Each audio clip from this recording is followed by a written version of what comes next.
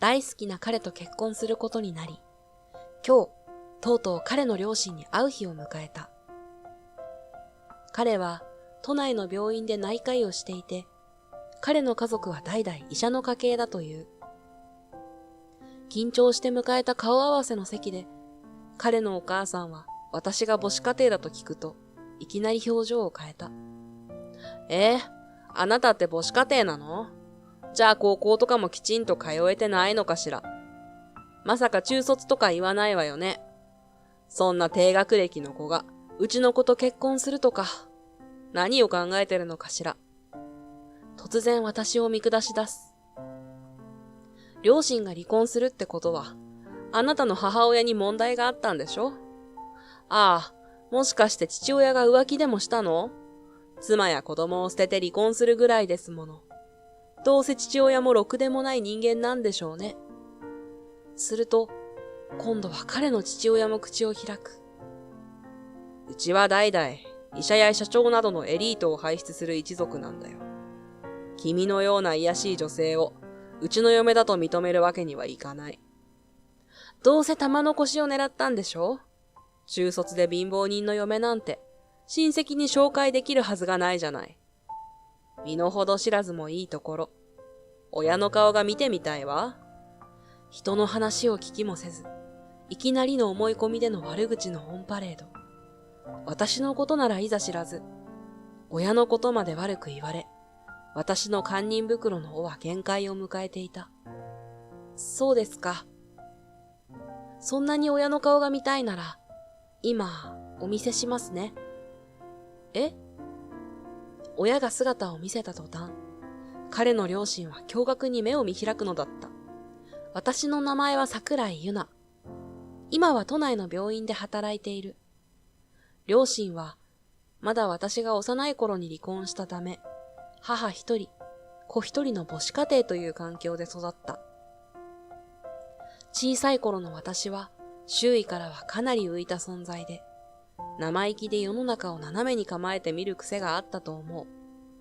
学校の授業も、女の子同士での遊びも、何もかもがつまらなく感じていた。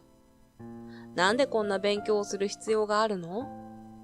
なんでこんなつまらない遊びを楽しそうにできるの？なんでという疑問ばかりが頭の中に浮かび上がり、それを解決しないと気分が済まない。しかも、私の場合、その疑問をストレートに口に出したのが良くなかった。先生からは、勉強をする気がない、反抗的な態度が多いと叱責され、女の子たちには一緒にいてもつまらないとのけ者にされてしまう。そんなことが続けば、当然学校がつまらなくて不登校にもなる。親には始終学校から連絡が入り、本当に迷惑をかけてしまっていた。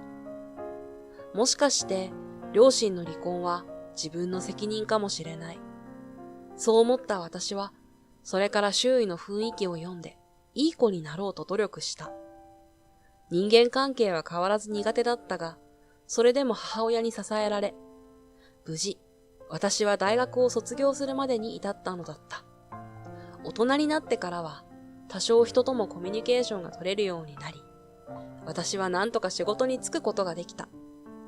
今では自分の悩みを相談できる友人もいる。年齢的にも結婚を考えるようになってきた頃、私は友人に誘われた医者との合コンで、彼、星野和樹さんに出会った。和樹さんは、都内の大きな病院に勤務する内科医で、優しそうな見た目のまま、人の話に耳を傾けてくれる、とても温和な人だった。忙しい仕事の合間を見つけては、デートにも誘ってくれたし、私がしてほしいと思うことを率先してやってくれる。とにかく、結婚するならこんな人、という理想の人だった。私が人間関係で悩みを抱えていると、黙って話を聞いてくれる。普通の男性は、女性の悩みを聞くと、じゃあこうすればとか、なんでそうしないのと、すぐに解決しようとする。男性にはわからないかもしれないが、女性はただ悩みを聞いてほしいだけなのに。そんな時彼は、そうなのか。ユナは頑張ってるのに分かってもらえないのはしんどいね、と欲しい言葉をかけてくれる。付き合い出してほんの数ヶ月で、私は結婚するなら彼がいいと思い始めていた。結婚するなら、和樹さんみたいな優しい人がいいな。実は、俺も、幸い彼の方も私と同じ気持ちだったらしく、私との結婚を真剣に考えていてくれたらしい。ある日、自分の両親に会ってくれないかと言われた。彼の家は代々医者の家系で、両親も都内の病院に勤務していた。彼の話では、両親ともにせっかちで、人の話を最後まで聞かない人たちだという。こんな穏やかな人のご両親がせっかちと不思議には思ったが、彼と結婚できる嬉しさの方が先に立ち、私は彼に言われるがまま、ご両親へ会いに行くことにした。顔合わせを兼ねて、都内のホテルでしようということになった。心よく会食を承諾してくれたご両親は、彼に似た、優しい雰囲気の人たちだった。はじめまして、桜井ゆなと申します。本日はお忙しいところありがとうございます。いえいえ、そんな堅苦しい挨拶は抜きにしましょう。こちらこそはじめまして。いつもうちの息子が世話になってるみたいだね。そう和やかなムードで歓迎され、簡単な自己紹介と当たり障りのない会話で会食が始まる。コースのメインも食べ終わり、私もほっとして肩の力を抜いた時のことだった。そういえば、桜井さんのお父様は何をなさってる方なの？実は、うちは母子家庭でして、私がそう口にした途端、彼のお母さんの顔色が一転する。なんですって？あなたのお家って母子家庭なの？っていうことは貧しいお家なのよね。それじゃあ、高校とかもきちんと行けてないのかしら。まさか中卒だなんて言わないわよね。そんな低学歴の子が、うちの子と結婚するとか、一体何を考えてるの？母さん、急に何を言い出すんだよ。あなたは黙ってらっしゃい。和樹ったら、なんでこんな子を連れてきちゃったの？突然始まったマシンガントークに、私が口を挟む間もなく驚いていると、彼の母親はそれを肯定と取ったのか、さらに一方的に私を罵倒し続ける。それに、離婚するってことは、あなたのお母様に何らかの問題があったってことでしょ？もしかして旦那さんに浮気でもされたのかしら。妻や子供を捨てて離婚するぐらいですもの。どうせ、父親もろくでもない人間なんでしょ？ねえあなた。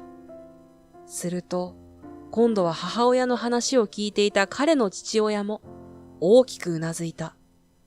うちは代々医者や会社の社長など、エリートを輩出する一族なんだよ。もちろん、暮らしも裕福だ。君のような学歴のない卑しい女性から見れば、うちの和樹などは格好のカモなんだろうが、親としては君みたいな卑しい身分の人と和樹の結婚を認めるわけにはいかないな。そうよ。どうせうちの子は人がいいからって玉の腰を狙ったんでしょ？でも私たちの目が黒いうちはそうはさせないわ。もともとうちの子には親戚筋の家柄のいいお嬢さんを紹介しようっていう話が出ていたのよ。この子は昔から恋愛結婚がしたいとか子供っぽいことを言ってたけど、世の中の付き合いってそんな生ぬるいもんじゃないの。親戚の集まりで、中卒で母子家庭の貧乏人の嫁なんて紹介できるはずがないじゃない。本当だ。こんなどこの馬の骨かわからない娘を嫁に迎えたんじゃ、我が星野家の保険にも関わる。よくも抜け抜けとうちの息子と結婚したいなんて言えたわね。身の程知らずもいいところだわ。親の顔が見てみたいもんだわ。人の話を聞きもせず、思い込みによる悪口のオンパレード。私のことだけならいざ知らず、両親のことまで悪く言われ、正直、私の堪忍袋の尾も切れかかっていた。そうですか。そんなに親の顔が見たいのであれば、すぐにお見せしますね。え？私はすぐに携帯電話を取り出し、父親に連絡する。もしもし？お父さん？お父さんの部下がね、お父さんの顔が見たいって言ってるの。今から来れる？電話が済んで間もなくやってきた父を見て、二人は顎が外れそうなほど驚いた。院長がどうしてこちらに？どうしてって、君たちが私の顔を見たいって言ったんだろう？ということは。ああ、ユナは私の大切な一人娘だ。そんなはずは。慌ててうろたえる二人に私は告げる。私の話を聞かずに、母子家庭というだけで、貧乏だの中卒だのとおっしゃったのはそちらです。確か、玉残し狙いの卑しい女でしたっけ。お宅が代々医者だとか言うなら、うちだってそうですよ。両親も私も医者です。ご存知の通り、父はお二人が働いている津久井記念病院をはじめとした TK グループの会長ですし、母も個人で病院を開業しています。私は母の病院を手伝いながら論文を執筆していますが、ジャマという医学誌はさすがのお二人でもご存知ですよね。今はそちらに掲載する論文を執筆している最中です。ジャマって。ジャマはアメリカの医師会が発行している世界的に権威のある医学誌だ。この雑誌に取り上げられるだけでも、医師として世界的に認められたことになる。父もこの雑誌の常連で、それが大病院を任せられるゆえんになったと聞く。ユナは私の自慢の娘だよ。私は若い頃、家を継ぐのを嫌がって、腕試しにアメリカの病院を転々としていた時期があってね。何年も家に帰らない夫とは一緒にいられないと、妻に離婚されてしまったが、別に嫌いで別れたわけじゃない。今でも仲良くしているよ。娘のことを玉残し狙いだとか言ってたようだが、私から言わせてもらえば、それは逆なのではないかと思うよ。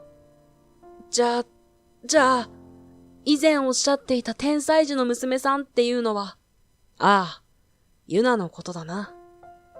じゃあ、私たちはその娘さんに失礼なことを。ユナの表情を見る限り、かなり色々と言ってくれたようだね。私は常々、医者とはその立場におごってはいけないと言っていると思うのだが、君たちは違うのかね。学歴や社会的立場でしか、君たちは人を判断できないのか？そんなことで公平な目で患者を見れるのか？君たちには失望したよ。申し訳ございません。彼女が院長の娘さんだとは知らずに。知っていたら何だというのかね。私は娘を TK グループの後継者として色眼鏡で見てほしくなくて、わざと立場を伏せておくように伝えていたんだ。だがまさか、ここまでひどい扱いを受けるとは、さすがの私も想像していなかったよ。まあ、最後は当人たち次第ではあるが、私個人としては、君たちと親族としての付き合いは遠慮したいところだね。そんな。和樹さんのご両親が意気消沈し、がっくりとうなだれる横で、肝心の彼は黙って床を見つめている。彼は最初の方で、両親にたった一言苦言を呈しただけで、あとは何のフォローも入れてくれなかった。私があんな暴言を浴びせられているにもかかわらずだ。彼は優しいことが取り柄ではあるが、優しさと優柔不断は違う。彼の私に対する優しさは、二人の時限定だったのかと思うと、少しがっかりしている自分がいた。和樹さん。私が彼に声をかけると、彼は何かを決心したように、私に向かって口を開く。ユナ、ごめん。俺の認識が甘かったよ。この話はなかったことにしよう。どういうこと？俺たちの結婚のことさ。結婚って家と家がつながることなんだよな。わかっていたつもりだけど、俺が甘かったみたいだ。結婚は白紙に戻そう。私は彼から発せられる言葉が信じられなかった。信じたくなかった。優しい彼が出した答えが、私との別れ？嘘だと言って欲しかったけど、彼の目はもう私を見ていなかった。そう、わかったわ。声が震えた。うまく言えただろうか。両親とはうまくいかなかったが、それがイコール、二人の決別を意味するとは思わなかった私は、ショックを受けていた。両親と一緒にホテルを去る彼を見送った後、私は父の前で思い切り泣いた。父の前で泣くのは、これが初めてではない。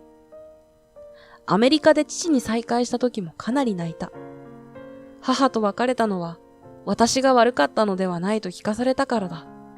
ずっと気に病み、心の片隅に刺さっていた小さなトゲが、ポロリと落ちた。その時も、今みたいに大泣きした記憶がある。今でこそ、私は普通に医者として仕事をし、医学誌に何度も論文が掲載される天才だともてはやされているが、私の幼少期は、それは悲惨なものだった。周りと打ち解けられない私の異常に気づき、いち早く対応してくれたのが母だった。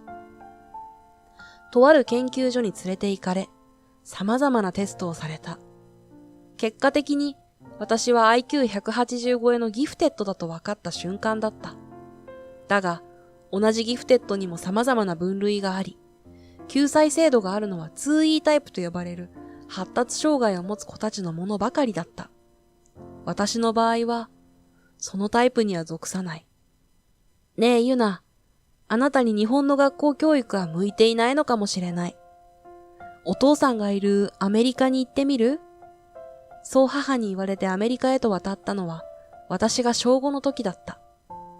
当時、日本ではギフテッドに対する認識が薄く、飛び級制度もなかった。その点、アメリカでは自由だった。基本的なカリキュラムをこなせば、あとは自分の興味のある分野をどんどん学ぶことができる。私は3年早く高等教育を終え、日本で唯一飛び級入学制度のある大学の医学部に入学した。おかげで、今はこうして母の病院の手伝いができているわけだが、ここに来て、まさか母子家庭という理由だけで、彼の両親にこんなにも馬鹿にされるとは、全く想像もしていなかった。日本での生活は、幼い頃から偏見の目にさらされていたこともあり、あまりいい思い出がない。そんな私にとって、和樹さんは唯一心を許せる異性だったが、その彼も、今はもう私の隣にはいない。あれから彼の両親は、父の病院から地方の系列病院へと左遷されたと聞く。もともと病院でも、金持ちの患者とその家族以外には横柄な態度をとっていたそうだ。父曰く自業自得だという。言うな、いい加減に休みなさい。あなた何日働き続けるつもり？そんなんじゃ体壊すわよ。最近はよく母に叱られる。私は和樹さんを忘れるために仕事に打ち込んだ。もともと母が経営する病院は産婦人科病院で、たまたま出産が多い時期に重なっていたというのもある。生まれてくる可愛いベビーちゃんたちに癒されながら、なんとか辛い時期を乗り切ることができていた。だがある日、突如としてその問題は立ち上がった。誰かが私の悪い噂を故意に SNS 上に流したのだ。内容は、私が勤務する産婦人科病院で生まれた赤ちゃんの個人情報を垂れ流し、利益を得ているという聞くに耐えない内容だった。誰がこんなひどい内容を書き込んだの？あんまりだわ。私は決して個人情報を流出させたりはしていない。だが、SNS 上の記事には、嘘がまるで事実でもあるかのように、まことしやかに書かれていたのだった。そのため、病院で出産をした人からの問い合わせやクレームが相次いだ。母は、そんな噂は気にしなくていいと冷静だったが、中には子供が生まれてから知らない会社からのダイレクトメールが届くようになったという訴えもあった。実は子供が生まれるとベビー用の衣類をベランダに干したり、ベビーカーを玄関先に置いておくことがあるため、学習教材や節句の飾り、学資保険などの業者から連絡が入るようになるのはよくあることなのだ。だが、いきなり知りもしない会社からダイレクトメールのハガキや封書が届いたら、どこかから個人情報が漏れたのではないかと疑いたくなるのも当然だ。今回の風評被害は、そんな人間心理をうまく利用したものだと言える。とりあえず、病院のホームページで噂はきっちり否定しておくわ。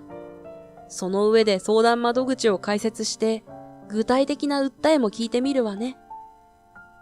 母は至って冷静だ。だが私は、この噂に個人的な悪意があることを感じて、このままにしておいてはダメだと考える。私のせいで、これ以上病院に迷惑はかけられないわ。しばらく論文の執筆はお休みするね。あと、当分外来診療もやめておく。いいわよね。うん、構わないわよ。でも、こんな稚拙な嫌がらせ、気にすることはないからね。ありがとう。私はしばらくの間、仕事を休むことにした。そしてその足で、父に今回のことを相談しに行った。ねえお父さん、こんな嫌がらせをする人は、私の中では2人しか思い浮かばないんだけど。ああ、確かに連中ならやりかねないな。その道に詳しい知り合いがいるから調べてもらうことにするよ。うん、ありがとう。お願いね。ああ、任せておきなさい。父は弁護士事務所に調査を依頼し、その道のプロに情報収集をしてもらった。そこで浮かび上がったのは、やはり和樹夫妻だった。彼らは私に嫌がらせをするために、SNS 上で私の悪評を流してもらうよう、アルバイトを雇って情報を拡散していたようだ。だが、情報操作を行った明らかな証拠がなく、今一つ決め手に欠ける状態だった。そんな中、別れた彼、和樹さんから電話が入る。突然連絡してごめん。実は、両親のことで少し話があるんだ。ご両親のことって、もしかして、そう、君への嫌がらせの件だ。そう切り出され、私は数ヶ月ぶりに彼に会った。今大変な時なのに、なぜか心が浮き足立つ自分がいる。久しぶりに再会した彼は少し痩せていた。いやあ、久しぶりだね。うん、少し痩せた？まあね。挨拶もそこそこに、彼は USB に入ったあるデータを私に渡した。この中に、両親がアルバイトを雇って、ネット上で君に嫌がらせをした証拠のデータが入ってる。え、こんな大事な情報をどうして私に？私がこれを使ってご両親を訴えたりするって考えなかった？もちろんそのつもりだよ。正直、あの2人には呆れ果てた。え？俺はもともと医者には向いてないと思ってたから、医者にはなりたくないって言ったんだ。でも、俺の意思なんてあの人たちには関係なくて、医者にならないなら勘当だって強行されて、仕方なく医者になった。君のこともそうだ。一緒になりたい人がいるって言ったのに、知り合いの社長の娘を俺にあてがおうとして、初めから君との関係を壊すつもりだったんだ。まさか、君が勤務先の病院の院長の娘だとは思ってもいなかっただろうね。そうだったの。君を両親に会わせた日、俺は心底情けなく感じたんだ。世間体をやたら気にする人たちだとは思ってたけど、まさかあそこまでひどいなんて。自分の両親にも呆れたし、両親の言動を止められない自分にも嫌気がさした。今のままじゃ、これからも到底君を守れないって思った。君が俺の元に嫁いでも、幸せになんかできない。だから、別れようなんて言った。彼が自らの耳たぶに無意識に触れている。これは彼が何かを言いたくて言えずに我慢している時の仕草だ。本人は気づいていないようだが。ねえ、まだ私に何か言いたいことがあるの？俺は、まだ君のことが好きだ。君に迷惑をかけられないから、忘れようと思ったんだけど、ダメだった。やっぱり君を諦めきれない。本当に好きなんだ。親とはきっぱり縁を切る。君にも二度と迷惑をかけないと約束する。だから、もう一度俺とのことを考え直してくれないか？彼が私を傷つけないために別れを切り出したということは分かった。だが、どうしてあの時それを言わずに一方的に別れを切り出したのか。一言その気持ちを告げてくれたら、私だってこんなに辛い思いをせずに済んだはずだ。正直、今更とは思うけど、そうね。少しだけ考えさせてくれるかしら。ゆっくり考えてくれて構わないよ。チャンスをもらえるだけで俺は十分だから。近いうちに返事をすると約束をして、その日は別れた。そして、彼から預かったデータには、彼の両親が私に関する嘘をネット上に流すためのやりとりや、SNS に流した文面や写真などのコピーがすべて入っていた。それをもとに、星野夫婦を相手取り、私は名誉毀損の訴えを起こすことにした。話し合いの場には、弁護士と私、星野夫婦、そしてなぜか和樹さんもいた。証拠をもとに星野夫婦に、今回の事件について詰め寄ると、二人は出てくるはずのない証拠がこちらの手に渡っていることに心底驚いていた。お二人が私を故意に貶めようとしたことは明らかです。おかげでうちの病院が多大な迷惑を被っています。こちらは名誉毀損と威力業務妨害で訴える準備ができていますが、いかがなさいますか？どうやってその証拠を手に入れたの？まさか、不正な手段を使って手に入れたんじゃないでしょうね。こそこそと泥棒猫みたいに。まるであなたの性格そのものじゃない。いやらしい。自分の立場もわきまえず、母親は大声で騒ぎ立てる。失礼ですが、この場の会話はすべて録音されています。今の言葉もすべて証拠として残りますが、大丈夫ですか？それに、その証拠は俺が自分で桜井さんに渡したものです。不正な手段で手に入れたものではありません。俺の意思で渡したものです。和樹さんが両親にそう伝えると、今度は父親が大声で怒鳴り出す。お前は、今まで育ててやった恩をあだで返すつもりか？なんてことをしてくれたんだ。今すぐその証拠を回収しろ。お前は親の言うことに黙って従っていればいいんだ。和樹、一体どうしちゃったの？その女にまだ騙されてるの？いい加減目を覚ましなさい。あなたにはもっといい家柄のお嬢さんを紹介するから。手を握りしめていた和樹さんだったが、やがてこらえきれないといった様子で言い返す。いい加減にしてくれ。何が親だ？何が家柄だ？もうたくさんなんだよ。父さんも母さんも、いつも家柄とか体裁ばかり気にして、進路も学校も仕事も、結婚でさえも、俺がどれだけやりたいことを言っても、一度だって聞いてくれたことなんてないじゃないか。もういい。感動だろうが縁切りだろうが何でもすればいい。俺はもう二人を親だとは思わない。悪いことをしたなら反省して、まっとうな人間になれ。私はもちろんだが、おそらく目の前にいる二人も、彼が怒鳴り声を上げたのを初めて聞いたのではないだろうか。あの恩和で笑顔を絶やさない人が、こんなにも心の内に不満を溜め込んでいたと、誰が思っただろう。和樹さん、もういいわ。あなたの気持ちは十分に伝わったから。星野さん、お二人に対しては、名誉毀損と威力業務妨害で正式に訴状を提出させていただきます。二人は最後まで私に謝罪することはなかった。しかし、二人がした迷惑行為は明らかで、後日、向こうが立てた代理人から示談交渉が持ちかけられたが、こちらが応じることはなかった。結局二人は敗訴し、多額の賠償金を支払うことになった。加えて、罪人を院内に置いておくことはできないとのことで、左遷先からも解雇になったのだった。私はというと、和樹さんとのことで悩んでいたのだが、母のある一言で決心を決めた。私とお父さんは、医大生の頃に知り合って、大恋愛の末結婚したのよ。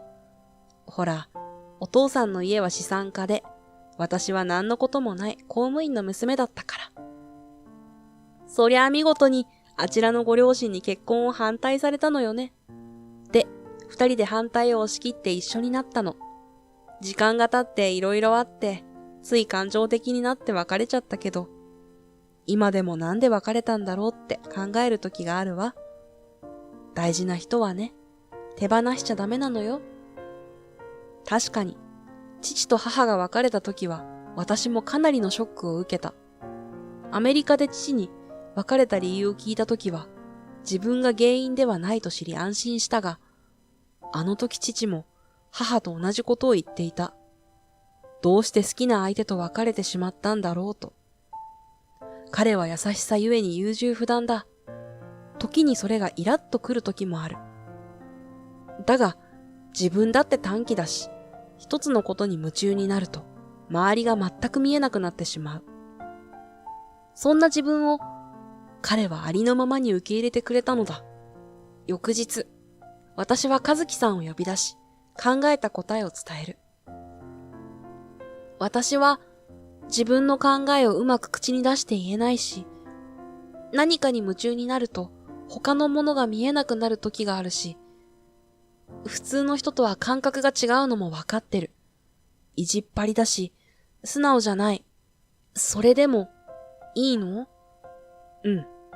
そんなユナでも構わないよ。というか、そんなユナだから好きなんだ。俺もこんな性格だから、ユナをイライラさせちゃうかもしれない。その時は、はっきりしろって背中を思い切り叩いてほしい。ユナと、これからもずっと一緒にいたいんだ。うん。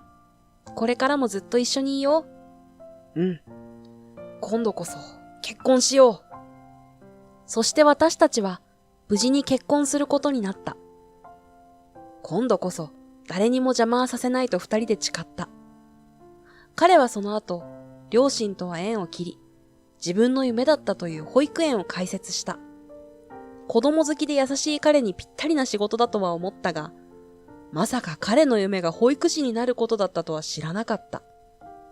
今は医師という資格を生かし、病児保育が可能な保育園を運営している。うちの産婦人科とも連携し、0歳児保育も可能になっている。おかげさまで、子供を産んですぐに働きたいお母さんや、病気した子供を安心して任せる場所がなかったお母さんたちにも大人気だ。俺の家はかなり封建的な考え方で、母親は俺が高校生になるまで仕事に復帰せずに家にいたんだ。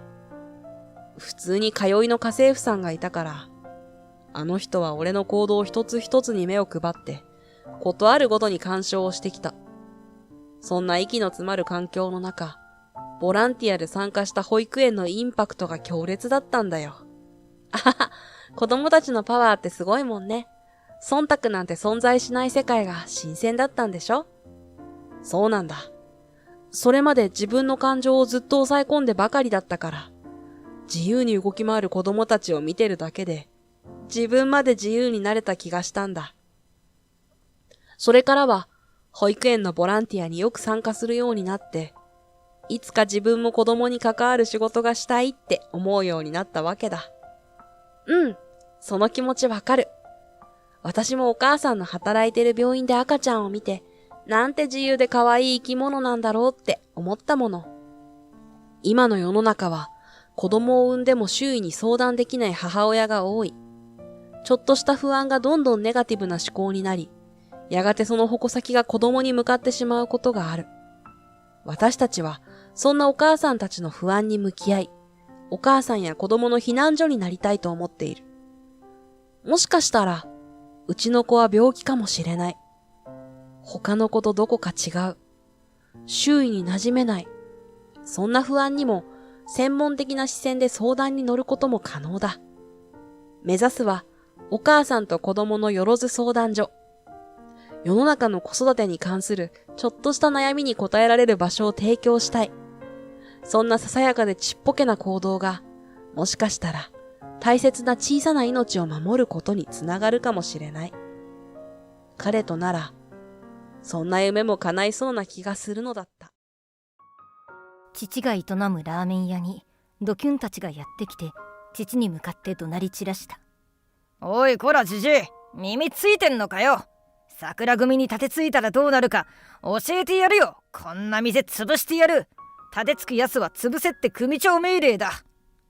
ドキュンはそばにあった椅子を切り飛ばし、今にも殴りかかってきそうな勢いだ。普段優しい父が桜組というヤクザの名前を聞いた途端に顔色が変わった。そしてドスの効いた声でドキュンたちに静かに言った。組長ね。あのガキも偉くなったもんだ。あのガキこんなことさせてんのか。片木に迷惑かけやがって。たく。そう言って携帯を取り出した父はどこかに電話をかけた。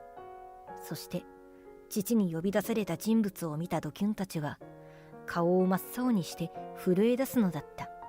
私の名前は町田ゆめ。大学1年生で、毎朝の日課は母の仏壇に手を合わせることと2人分の朝ごはんを作ること。母は心臓発作で亡くなってしまったらしい。らしいというのは、その出来事はまだ物心つく前で、残念ながら写真で顔を覚えているくらいで大した思い出はなかった。ただなんとなく優しかった母の声だけは覚えていて、いつか答えてくれるかもと毎日仏壇に話しかけている間に、それは習慣に変わっていった。2人分の朝食というのは父の分。実家はラーメン屋を営んでいて、いつも父は夜遅くまで営業していたから、朝は私の方が早く起きる。私が小学4年生頃には朝ごはんを父の分も作って出かけるようになっていった。お父さん、朝ごはん食べてよね。ああ、今起きる。リビングの隣にある父の部屋のドアを叩きながら声をかけ玄関に向かった。今日も遅いかも。店手伝えないときは連絡入れるね。おう、まあ店は大丈夫だから、学業優先、友達優先だ。そういいことを言ってくれているが、スウェットに手を入れ、頭とお腹をかきながら言われても、私の心には響かず、とりあえずありがとうと言って家を出た。ちゃんとしていれば若干目つきは悪いものの、娘から見てもいい顔をしている父は、その甲斐あってか渋い親父が作るラーメンと話題になり、最近ラーメン店は繁盛していて、店は忙しい。予定がない時には私も店を手伝うようにしていた。ただそんな風に話題になり、ラーメンへのこだわりと情熱はあるものの、父はそれ以外のことはまるっきりできない。私から見ても家事はひどいもので、家事は私が全部やるようになっていった。そして黙っていれば目つきが鋭いのでそうは見えないのだが、父はいわゆるやさおだった。特に私が絡むとひどく、ゆめちゃん、今日もごめんね。なんていうか、お父さん頑張ったんだけどな。何か家事を任せても失敗し、そう言って謝ってくることが多かった。それを反面教師にしたのと父のやさおぶりを知っている友人には言われるほど、私はシャキシャキした性格だった。お父さんはお店のことに集中して。てかむしろ勝手に家のことやられると片付けの方が大変だから手を出すな。あともうちゃん付けで呼ばないでって言ってるでしょ。そう言って怒ったことも何度もあったが、あまりに落ち込むので私が悪い気持ちになり、余計に面倒だった。私はもうちょっと父にしっかりしてほしかった。大学生にもなればもっと未来を想像するのは普通のことだろう。大学は家から通えるところにしたが、この先の未来ずっとここにいるのかと何とも言えない思いを抱えていたのは事実だった。自分が今後いなくなったら父はどう生活していくのだろうか。父は一人で暮らしていくことなんてできるのだろうか。洗濯物をしてくれたのはいいが、色物と一緒に現れ薄ピンク色になった自分の白いシャツを見ながらより不安に駆られた。高校時代は特に部活をやっていなかったので店をよく手伝ったが、大学に入るとコンパや飲み会が増え、帰りが遅くなることが増えていた。なんとなく覚える罪悪感と、店以外何もできず心配ばかりかける父に対する憤りと、友人といろいろなことをする楽しさと、私は悩みながらも充実した毎日を送っていた。そんなある日、遅くに帰るとお店の常連さんに、おうゆめちゃん、久しぶりに会えたね。相変わらず大将に似ないで大きなお目目の美人さんだね。最近物騒だから気をつけなよ。何かあったんですか？ここら辺は縄張りがはっきりしているから平和だったはずなんだけどね。最近柄の悪いのが駅の周りにいるらしいんだよ。そうらしいから気をつけなさい。ゆめちゃんには父さんがついてるけどね。なんてまたなよなよ言っているので、私は頼りになるかねと思いながらお客さんと一緒に笑っていた。そんな忠告を受けていたが、ある日また夜遅くに最寄り駅に着いてしまった。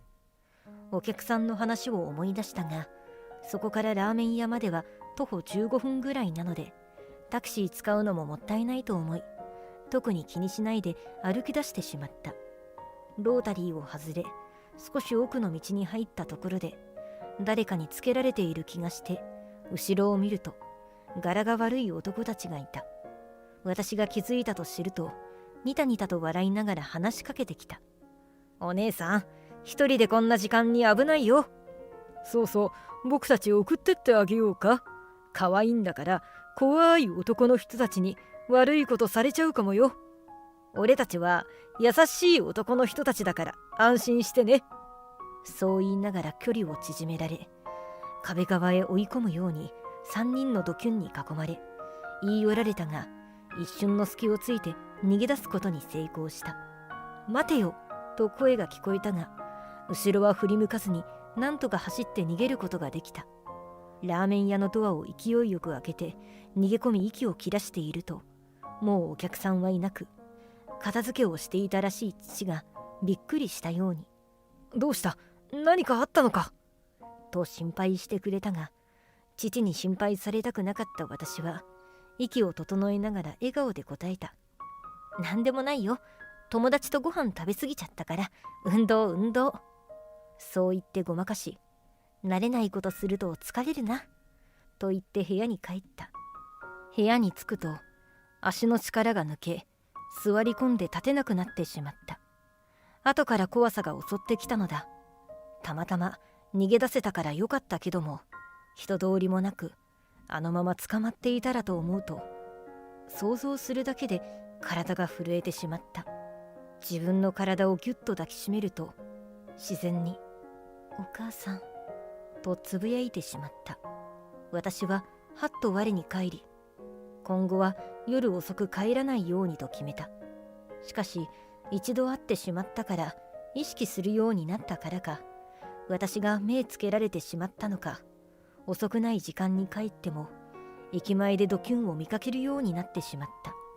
目が合った時にはニヤニヤしながらこそこそと話していたので、もったいないと思いながらも明るくてもタクシーを使ったこともあった。しかし他の人目もある時間だったので、直接ドキュンは何かをすることはなかった。それでも何回か誰かにつけられている感じがして、わざと遠回りして明るい道を通ったり、知り合いを駅で見つければ必ず声をかけて一緒に帰ったりしていた。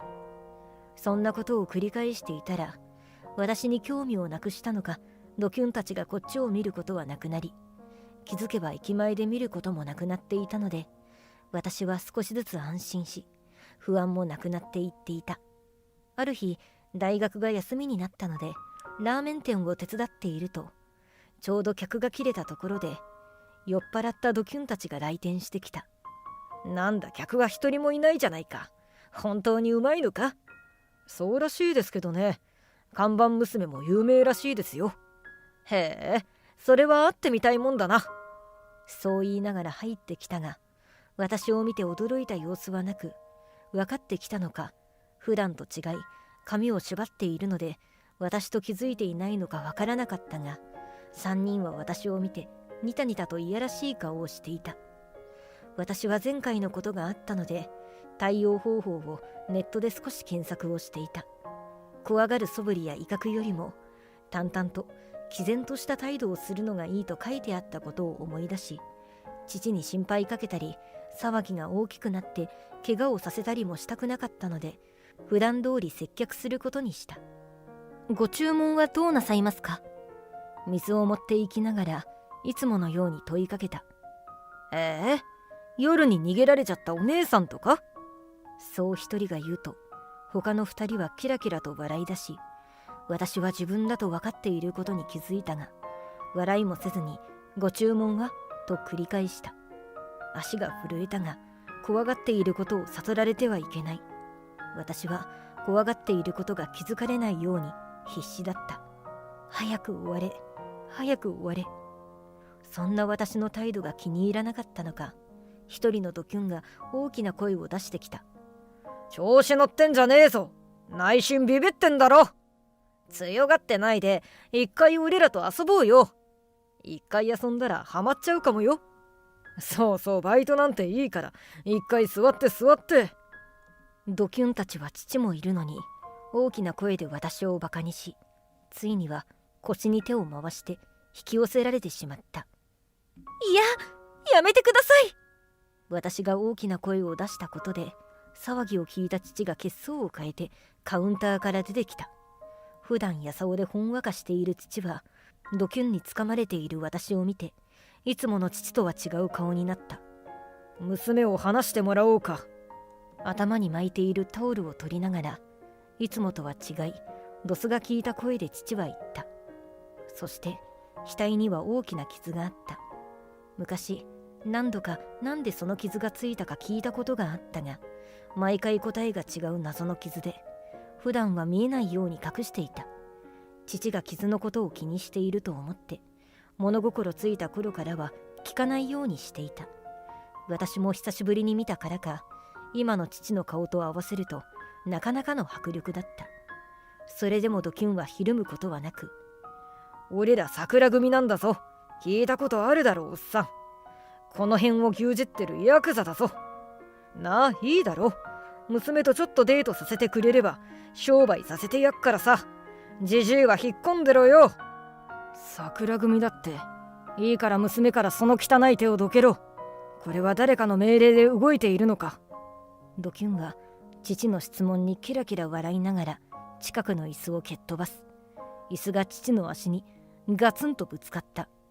じじい、耳ついてんのかよ。桜組に盾ついたらどうなるか教えてやるよ。こんな店潰してやる。盾つくやつは潰せって組長命令だ。組長ね。あのガキも偉くなったもんだ。あのガキこんなことさせてんのか。仇に迷惑かけやがって。たく。父はスマホを取り出してどこかに電話をかけ始めた。相手が出ると最初からさっきの声のまま怒鳴り始めた。松村、お前どんな仕事の仕方してんだ。俺が教えたことはやってないのか。サボってんのか。それともクズになりやがったか。なかなかのキレっぷりだが、その様子を見ていたドキュンの一人が震え出したのだ。なあ、あの人の傷ってもしかして。下を向いたままだが、その様子は顔面蒼白で、あのさ、もしかして桜組に残る伝説の組長、町田組長だったりしないよな。そう言って父の額の傷のあるところと同じところを自分の頭で刺して、それが証拠だとばかりに言い始めた。他のドキュンもその人の特徴を分かっているらしく、嘘だろと弱々しく言うと、父の方をもう一度見た。ちょうど電話が終わったところで3人の顔を見た父は何か察したのだろう。父はニヤッと笑うと、さっきと同じセリフを言った。娘を話してもらおうか、桜組さんよ。ちなみに松村がそこで待ってろだってよ。そう言うと、私を捕まえていた男は急いで手を離すと、ちょっと俺ら酔っ払っちゃって、さっきの威勢はどこに行ったのか、ボソボソとそんなことを言い始めたのだ。すると、お店の玄関が勢いよく開いた。桜組の組長が何人かの子分を連れてやってきたのだ。何やってんだこんなとこで。お前ら俺の組のやつらなのか。一括しながらも少し不思議感をした松村に部下が耳打ちをし、舌打ちをすると、兄貴すみません、ここのとこ留守にしてて、こいつらは組に入りたいって言ってきたチンピラらしいです。まだまだ手ぬるい仕事してんだな。大きくなったからってサボってると足元から壊れていくぞ。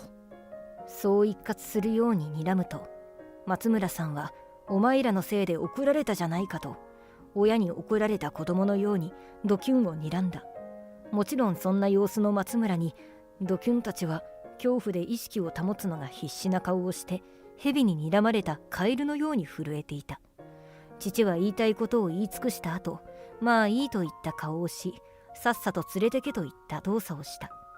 松村さんは父に一礼すると、ドキュンたちに向き合うと、さすが組長といったようなドスの効いた声を出した。正式に入ったわけでもないのに、組の名前を語った挙句お嬢に手を出そうなんて救いようがないな。そんな子供のしつけは分かってるよな。そう松村さんが言うと、部下たちがドキュンを囲んだ。嫌だ。身の危険を感じたのか、小さい子供のようにそう言ったが、遊び相手が欲しいほど暇だったんだろ。暇つぶし提供してやるから感謝しな。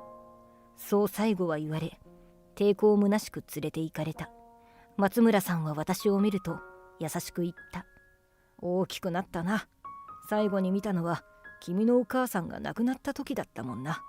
お母さんに似て優しい顔の美人さんになったな。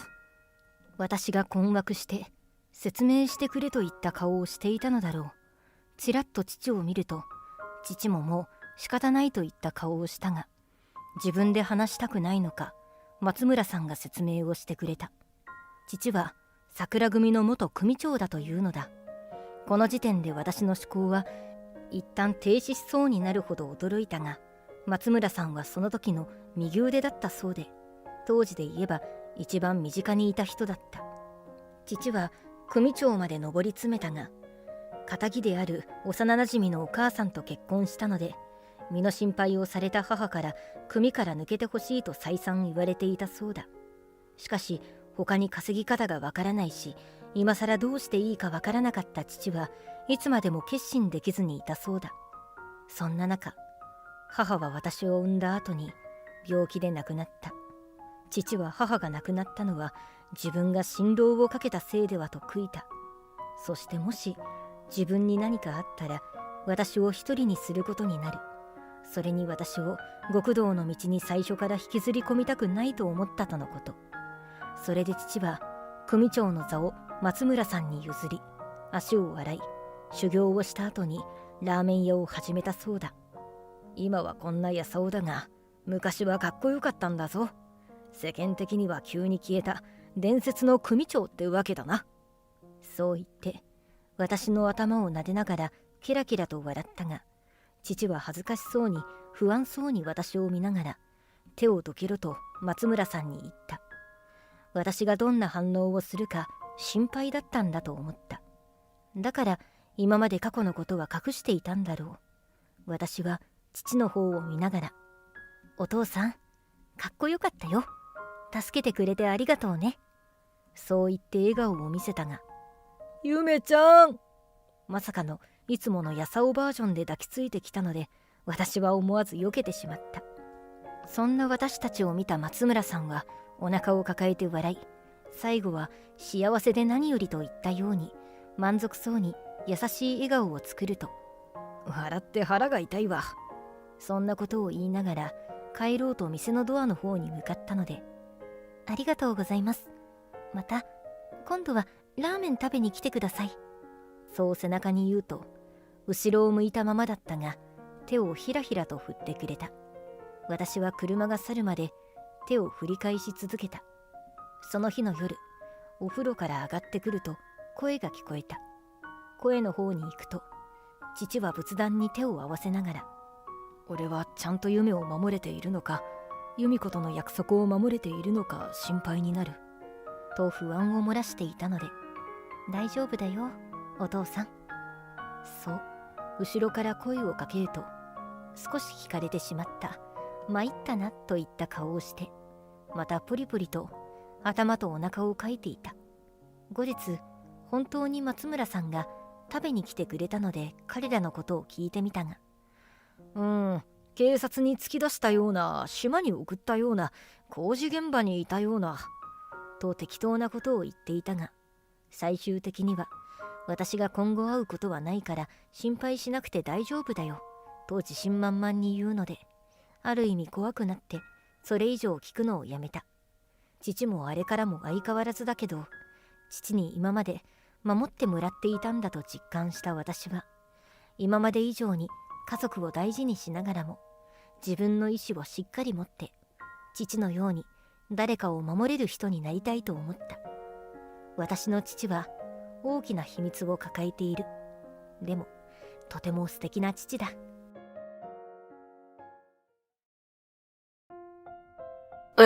大変だ。どうしよう。それを見た瞬間、俺は慌てて目をそらした。俺が経営する定食屋で常連客の美人がうたた寝を始めてしまって、ふと見ると彼女のスカートはホックが外れていて、なんと下着が見えてしまっていたのだ。あれ？彼女が目を覚ましてしまった。そして自分の格好に気がつくと、嘘、見ないで。大慌てで悲鳴を上げる女性。そして俺は思いもよらない災難に見舞われて、同時に彼女とまさかの急接近をすることになる。私の部屋に来てくれませんか？握ってほしいんです。俺の名前は柳井睦美、30歳。とある商店街の片隅で定食屋おにぎりという店を営んでいる。定食屋なのにおにぎりなんて変な名前。それはこの店を作った父が理由だ。俺の父はもともと手作りのおにぎりだけを提供する店を営んでいた。するとお客から、ついでに味噌汁も売ってほしいという希望があって、サービス精神豊富な父は、味噌汁を注文してくれたお客に簡単な料理も出し始めた。その量が日を追うごとに多くなっていって、しまいにはおにぎりとどっちがメインだかわからなくなってしまった。だから、いっそ定食屋にしてしまおうということで、現在の名前に変えたのだと。俺が20歳の時に亡くなった母が、よく呆れたように笑いながら話してくれた。よし、これで終わり。店内の掃除を終えて、ピカピカの出来栄えに一人で満足する。カウンターにテーブル席が2つだけの小さな店なので、従業員は俺のみ。どんな時も、これだけはきっちりやれよ。先代店主である父の言葉を守って、夜は店の隅々まで掃除するのが習慣だ。たとえ、お客が全く来なかった日でも、俺が東京の仕事を辞め、地元に戻って父の後を継いだのは、今から約1年前。その頃にはもう、この店はボロボロだった。いいんだよ。それも味だから。老舗って感じがするだろう。病床の父は、そう言ってのんきに笑っていたが、入り口は立て付けが悪くて戸が開きづらいし、風が吹くだけで、建物全体がギシギシきしむ音がするし、自分が継ぐのはこんな店なのかと、正直ちょっと絶望したが、まあ、あれぐらいが似合ってんのかもな。綺麗に建て替えたところでな。少し寂しそうに、父がぽつりとつぶやいたのは、もうずっと前から、定食やおにぎりは閑古鳥が鳴いていたからだった。というより、商店街そのものが寂れて、訪れる人が昔よりガクンと減っていたのだ。売り上げが落ちて改装費用を払えないのは父だけでなく他の店主たちも一緒だった。ずいぶん余ったなぁ、今日も。今日の日替わり味噌汁に、あとは火を入れるだけまで仕込んだおかず。それからおにぎり用白米に具材。徐々に量を減らしてはいるものの、やっぱりお客が来ないと大量に余る。父が残したレシピに自信があるからこそ、この光景はかなり心にダメージだ。はぁ。こんばんは。俺のため息と重なるように、入り口の引き戸がガタガタとなった。そして、錆びれた店には似合わない明るい声が店内に響いた。いらっしゃいませ、キビノさん。その姿を見た途端、俺の気分もパッと明るくなる。ラストオーダー間際の20時半。一人で来店したスーツ姿の女性は、常連客のキビノさやさんだった。柳井さん、今日のお味噌汁は？今日は油揚げとわかめだよ。もちろん、おかわりは何杯でも無料。やった！もうお腹が空いちゃって、と、ニコニコ嬉しそうな顔でカウンター席に座る。すらりと背が高くて、キリッとクールな顔立ちの、一見すると生真面目で硬そうな雰囲気の美人なのに、食べることが大好きで、特におにぎりと味噌汁が大好物という、そんなギャップが、なんだか可愛らしい。1ヶ月ほど前に初めて来店してから、ほとんど毎晩のように来てくれるので、すっかり仲良くなってしまった。はい。鮭と梅干しのおにぎり、それと和風おろしハンバーグに、きんぴらごぼうのセット大盛り、油揚げとわかめの味噌汁ね。はあ。注文の料理を目の前に並べると、目を輝かせるキビノさん。そして、いただきますと手を合わせるなり、すごい勢いでパクパクと口に運び始める。美味しい。ああ、美味しい。何度も美味しい美味しいと繰り返しながら、笑顔になったり、かと思えば、じっくり味わうように神妙な顔をしたり、気持ちのいい食べっぷりもそうだが、そんな風にコロコロと変わる表情も、おにぎりを握りながら、つい厨房から見とれてしまう。おかわりください。勢いよく差し出された空のお椀に、俺は喜んでと笑いながら味噌汁をよそった。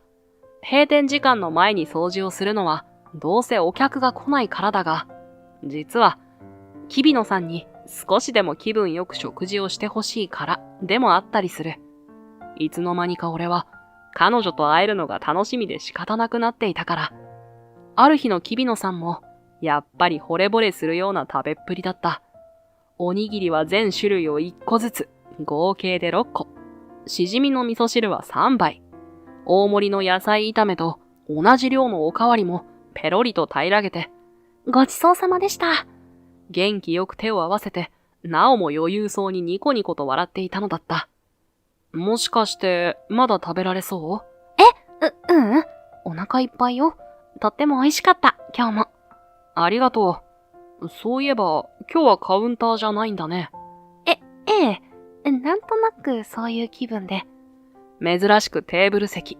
それも、店の一番奥にある席に座ったキビノさんは、なぜか少し困ったように目を伏せた。彼女の食べっぷりや、食べている時の笑顔を間近で見られなかったのは少し残念だったが、そんな日もあるだろうと、それほど俺は気にしなかった。待ってて、お茶を持ってくるから。いつもの緑茶でいいかな。ええ、ありがとう。食後のお茶を入れようと、一旦厨房に戻る。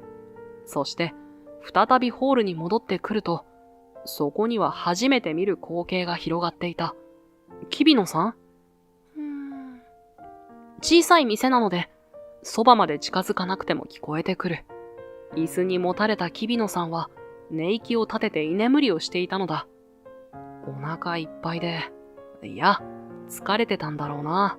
本人に聞いた話をつなぎ合わせると、彼女は大きな会社で社長秘書をしているらしい。その社長というのが気難しい人で、一緒にいると苦労が絶えない。たくさん食べることが唯一のストレス解消方法なのだと。あ、俺は慌てて彼女を起こそうと駆け寄った。その頭が突然カクンと大きく揺れて、体が横に傾いたからだ。間一髪、キビノさんは自分でバランスを保ち、俺の目の前で再びまっすぐに座り直した。キビノさん、起きて。危ないから。驚かせないように小声でそっと呼びかける。けれど、どれだけ深く眠っているのか、キビノさんはピクリとも反応しない。肩をゆするくらいは大丈夫かな。お客、しかも女性に触れるということで、若干の後ろめたさを感じながら、キビノさんの肩に手を伸ばした。その時だった。それを俺は見つけてしまった。椅子に座ったキビノさんの腹部。そこに起きていた異変を、スカートのホックが外れて、中にしまった白いシャツが見えてしまっている。そして、さらにその下も、ベージュのストッキングと、それに包まれたピンクの布地も、上からバッチリ見えてしまったのだ。うわぁ、大変だ。どうしよう。大慌てで後ずさり、キビノさんから目をそらす俺。すると、キビノさんの肩がピクッと動いて、あれ柳井さん。ごめん。うっかり見てしまってごめんと、俺は言ったつもりだった。ふと、自分の下半身に目をやったキビノさんは、とつぶやいて、慌てるあまり、立ち上がってしまったのがいけなかった。やだ。なんで？一番下まで、ホックが外れていたせいだ。店中に響く悲鳴と同時に、スカートは床にバサッと落下。そこに隠れていたものは、完璧に全体が丸見えになって。見ないで。はい。反射的に回れ右した俺の背後で、キビノさんが大急ぎでスカートを履く音がする。そして、音が止むと、突然俺のエプロンの結び目がぐいっと引っ張られた。見てたの？ずっと？ホックを外して、さっきごめんって言ったのは、そういうこと？なんとキビノさんは、真っ赤に染まった顔で俺を睨んでいるではないか。まさかの、寝ていたのをいいことに、ずっと下着を覗いていたという濡れ衣とともに、当然俺は慌てて否定した。違う。そうじゃなくて。変態。叫ぶと同時にテーブルに万札を叩きつけて、床に落ちていたバッグを拾うと、早足で店を飛び出していった。こんな時だけ、立て付けの悪い戸はスムーズに開く。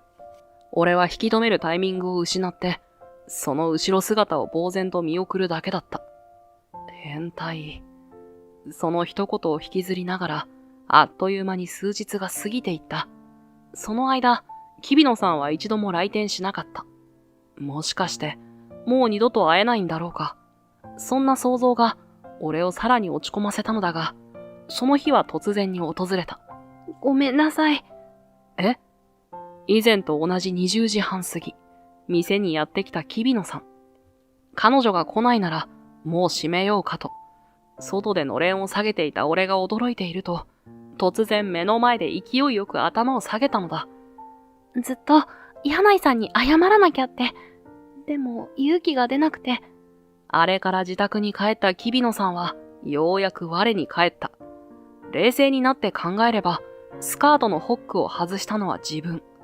食事中はバッグで隠していたのに、うたた寝している間に床へ落ちていて。失礼なことを言ってしまって、本当にごめんなさい。もういいよ。誤解が解けたなら、それより、俺が気になったのは、彼女の右手。数日前とは違って、手の甲から手首にかけて、包帯が巻かれていた。ああ、これは。俺の視線に気づいて、キビノさんが右手を持ち上げる。ちょっと、やけどをしちゃって。やけど？大したことはないの。料理をしていたら、うっかり。急に言葉を詰まらせて、キビノさんがうつむく。そして再び顔を上げると、その目には、今にもこぼれそうなほど涙が溜まっていた。柳井さん、私、やっぱり、あなたじゃないとダメみたい。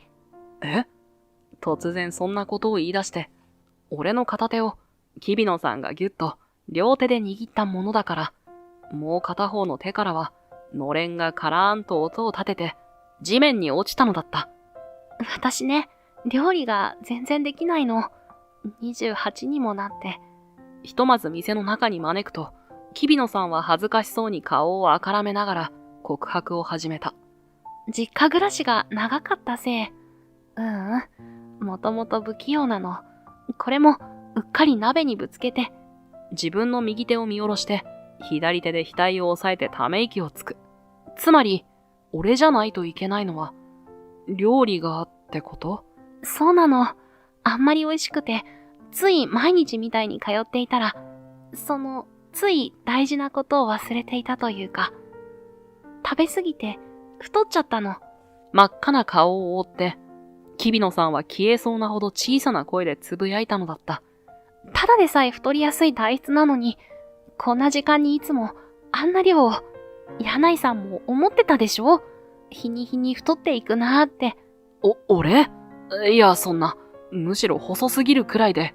嘘。だって、あんなだらしない格好、あそこまでして食べたいかって、自分で自分に呆れるくらいで、しかも、柳井さんに見られて。落ち着いて、キビノさん。慌ててセルフコーナーの水を差し出しながら、彼女の話を要約すると、一人暮らしなのに料理ができず、また帰りも遅いことから、たまたま見つけたこの店に通い始めた。料理の美味しさから毎日のようにお腹いっぱい食べていると、だんだんお腹周りを中心に太ってきてしまった。だんだんスカートもきつくなってきたので、あの日はこっそりホックを外して食事していた。そのまま満腹感と仕事疲れから眠ってしまって、目が覚めた時はそれを忘れていたのと恥ずかしさで大パニックだったとのことだった。本当に柳井さんにはご迷惑を。恥ずかしすぎて消えたいくらい。もういいから。それより、その手じゃ料理は無理だよね。ここ2、3日は他の店に。でもダメだったの。どこに行っても、何を食べても、次の日は必ず胃が重くて、柳井さんの料理だと、たくさん食べても胃もたれしないのに。ああ、それは。不思議そうに首をかしげるキビノさんに、俺は種明かしをした。キビノさんに出す料理は、他の人に出す料理と油を変えているのだと。油？時間も遅いし、いつもたくさん食べてくれるから、炒め物や揚げ物に使う油をサラダ油から米油に変えてるんだ。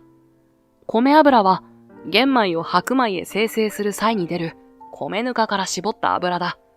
癖がなく栄養成分が豊富で何より胃腸に優しいため、たくさん摂取しても胃もたれしにくい。サラダ油に比べると値段が高いのはネックだが、よく味噌汁に使う油揚げも夜営業の分はお湯に通して油抜きをしたり、せっかく食べてくれるなら食べ終わった後も気分よくいてほしいから。ってこれは半分建前かな。本当のところまた来てほしくて。柳井さん。突然ガタッとキビノさんは椅子を立ち上がると、またしても俺の手をぎゅっと両手で握って、ものすごく近い距離で目をうるうると潤ませた。キビノさん？お願い、柳井さん。私のために毎日お味噌汁を作ってもらえない？どうぞ、遠慮なく上がって。ちょっと散らかってるけど。お邪魔します。数日後、俺はキビノさんの自宅に招かれた。それは商店街からタクシーで10分ほどの駅前にある新築高級マンションの最上階。すでに玄関からして人が住めそうなほど広くて、中に進めば進むほどその広さと豪華さに圧倒される。もちろんそんな家のキッチンなんて。うわ、アイランドキッチンだ。コンロは3口も。これをほとんど使っていないだって？お恥ずかしながら。頬をあからめて、キビノさんがもじもじと手を動かす。うちの店くらいあるんじゃないかという面積に、ピカピカと輝く大理石の天板。壁際に並ぶ家電も、見るからに高級品揃いで、キビノさんはこれらをすべて、柳井さんの好きに使ってほしいと言った。改めて、お願いします。ここに通って料理を作ってください。要するに、彼女は俺を料理限定の家事代行として雇いたいというのだった。ご存知の通り、私は不器用で、料理が大の苦手。だからずっと誰かに料理をしてもらえたらなって思ってたの。それは、その道のプロにお願いするのが一番。柳井さんがいいの。キビノさんが大きく一歩接近してきたので、俺は慌てて一歩後ずさった。こんな、俺にとっては非日常の空間で、あまりそばに近づかれたら、混乱するあまり、自分が何をしでかしてしまうかわからない。これからしばらく忙しくて、お店に行けなくなってしまいそうなの。そうなったら私、何を励みに頑張ればいいか。わかったから。本当に引き受けてくれるの？柳井さん。ひとまず、しばらくは使用期間ということで。ありがとう。嬉しい。ああ、断れるはずがなかった。他の誰かではなく、あなたがいいと思いを寄せている女性にまっすぐな目で見つめられたら、いい格好をしたいのが男というものだ。そしてあわよくば。楽しみ。家でも柳井さんのお料理が食べられるなんてすごく嬉しい。こんな風に自分だけのために笑っている顔が見たい。そんな下心で、俺はキビノさんの頼みを引き受けたのだった。こうして、キビノさん専属の家政婦になった俺。一日おきに、店を8時で閉め、仕事帰りの彼女と待ち合わせをして、一緒にマンションへ帰る日々が始まった。ところが、もしかして作り置きはしない方がいいのか？初日から早速俺は壁に突き当たった。その問題はキッチンで冷蔵庫を開けた時に発覚した。ドアを開けて固まった俺を見て、キビノさんがあっと声を上げる。やだ、すっかり忘れてた。聞いてもいいかな？一体いつから掃除してない？いや、開けてすらいないのか。閉めて閉めて、見ないで。部屋着に着替えたキビノさんが大慌てで駆け寄ってくる。ふわふわ柔らかい素材の白いワンピースに紺色のカーディガン。初めてスーツ姿以外を目にして、可愛いとドキッと心臓が高鳴ったのは一瞬だけで、すぐさま俺は覚悟を決めて冷蔵庫の中に手を突っ込んだ。捨てよう、全部。いいよね。はい。しゅんと肩を落としたキビノさんは抵抗をやめて力なくうなずいた。とっくに消費期限切れの食材や調味料の数々。カビが生えたり、異臭を放ったりと、明らかに食べられなくなったデリバリーの料理。それから、しなびて無残な姿になった野菜たち。はっきり言って、冷蔵庫の中はカオスの一言。とても、作り置きの料理を収納できる状態ではなかったのだ。最近すごく忙しくて、着替えないで寝落ちしちゃうことも時々。週の半分くらい。朝ごはんも基本は食べないし。じゃあ俺が2日分の作り置きをしても食べられずに残してしまうだけなのでは。そう尋ねると、キビノさんは首をブンブン横に振った。絶対に全部食べるから。柳井さんの料理を残すなんて私にはできない。ものすごく疲れてフラフラの日も。俺も昔そうだったけど、そんな時は食べる気力も湧かないよ。とにかく寝たい。休みたいが最優先で。それはそうだけど。味噌汁なんてもってのほかだよ。あんな傷みやすいもの、想像するだけで。放置された惨状にゾッとするだけじゃない。無理して食べたキビノさんがお腹を壊しでもしたら、俺はもうこの部屋には二度と足を運べないはずだ。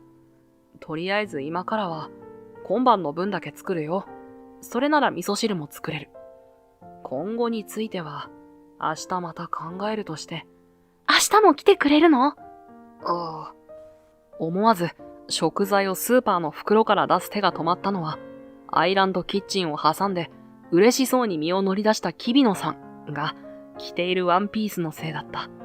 ワンピースの胸元が想像以上に大きく開いていたせいで、見えてしまったのだ。スタイル抜群な彼女の谷間がバッチリと。危ないから、向こうで座ってて。お願いだから。何か手伝うことは？大丈夫。どうにかキビノさんをキッチンから追い出して、俺は調理に取り掛かった。が、何度も食材を落としかけたり、鍋を吹きこぼれさせたり、この日は完成まで全く集中できなかった。結局その後、俺は毎日マンションへ通うことになった。2日分の作り置きをしても、やはり仕事疲れのせいで、キビノさんは料理を残してしまう。加えて、その量は日に日に増えていったからだ。ごめんなさい。目の下に薄いクマを作って、青白い顔をしたキビノさんが俺に謝る。その姿が痛々しくて、見ていられない。俺は薄めに味付けた味噌汁をテーブルに置きながら首を振った。そんなことよりも、最近ちゃんと寝られてる？あんまり。でももう少しだから、今の仕事が落ち着いたら、また柳井さんの料理をお腹いっぱい食べられるはず。それだけが支えなの。力なく笑う表情に、俺は胸がズキッと強く痛んだ。それどころかキビノさんは、なんと契約を終了したいとまで言い始めて。作ってもらっても食べられないのは、柳井さんに申し訳ないもの。今まで本当に。待った。ちょっと待ってて。3分くらい。え？大急ぎでキッチンに戻ると、俺は調理を再開した。すでに握ってあったおにぎりをすべて崩し、一旦ボウルに戻す。そして、お待たせ、キビノさん。え？俺が運んできた皿を見て、キビノさんは目を丸くして、それからくすっと微笑んだ。なぜなら、皿の上には、大きな三角のおにぎりが一つだけだったからだ。とっても大きい。こんなに食べられるかしら。ゆっくり食べられるくらいでいいよ。それと、できれば、角を順番に食べてほしいかな。ええ、いただきます。